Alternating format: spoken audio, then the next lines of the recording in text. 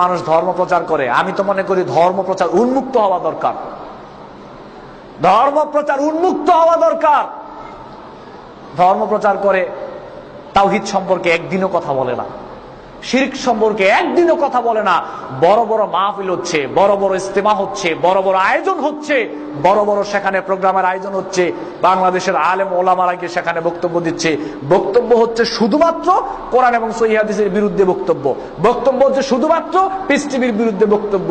তাওহীদ সম্পর্কে বক্তব্য নাই, শিরক সম্পর্কে বক্তব্য নাই, তাগুত সম্পর্কে বক্তব্য নাই, কুফর সম্পর্কে বক্তব্য নাই, বেদাত সম্পর্কে বক্তব্য নাই। এগুলো তারা জানেও না, সাধারণ মুসলিমদেরকে জানায়ও না। খালি বিরোধিতা হলো কোরআন এবং সহিহ হাদিস। আমি নিজে পরিদর্শন করেছি, কয়েকটা নিজে পরিদর্শন করেছি। চাঁদপুরে প্রোগ্রাম করলাম। চাঁদপুরে প্রোগ্রাম করার পরে আমার একটা ফ্রেন্ড এসে বলল যে আমার এই ইউনিয়নে যে ডিশ লাইন চালায়, ডিশ লাইনের যে প্রধান পরিচালক মালিক, ওই চাঁদপুরের ওইখানের আলেম ওলামারা গিয়ে আপনার সেখানে ডিশ লাইনের পরিচালকের কাছে গিয়ে বলল পিস টিভি আপনার চ্যানেল থেকে আপনি বন্ধ করে দেন। বলল কেন? বলল এই পিস টিভির মাধ্যমে মানুষের ঈমান আকীদাকে নষ্ট করে ফেলা হচ্ছে, মানুষকে গোমরা করে ফেলা হচ্ছে, আপনারা পিস টিভি বন্ধ করে দেন। ডিশের মালিক কতক্ষণ চিন্তা করে বলল যে হুজুর, স্টার জলসা চলে, ম্যাক্স চলে, হিন্দি সিরিয়াল চলে, কোনদিন তো আপনারা এসে আমাদের কাছে বললেন না যে ভাই আপনার এই স্টার জলসার কারণে পরিবার টিকতেছে না, হিন্দি সিরিয়াল দেখে আমার পরিবার নষ্ট হয়ে যাচ্ছে, আপনার চ্যানেল থেকে হিন্দি সিরিয়াল, স্টার জলসা এগুলো আপনি বন্ধ করেন।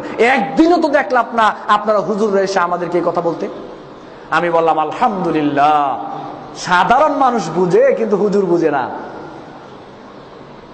পরে লোকটা বললো যে ভাই আপনারা চলে যান, পিস টিভি চলবে, আমি ভালো করে জানি কোন টেলিভিশনের দ্বারা মানুষ গোমরা হচ্ছে আর কোন চ্যানেলের দ্বারা মানুষ গোমরা হচ্ছে না, আমি ভালো করে বুঝতে পেরেছি, ভাই আপনারা চলে যান।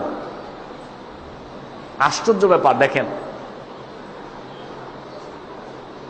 কোরআন এবং সহিহ হাদিস, আচ্ছা ঠিক আছে, আমিন আসতে না জোরে, হাত বুকে না নিচে, রাফুলে দেন করবেন কি করবেন না, তারপরে আপনার তারাবির নামাজ কয় রাকাত, তারপরে ঈদের নামাজ কয় রাকাত, কয় তাকবীর, আচ্ছা ঠিক আছে, 5-6টা বিষয় নাই বললাম।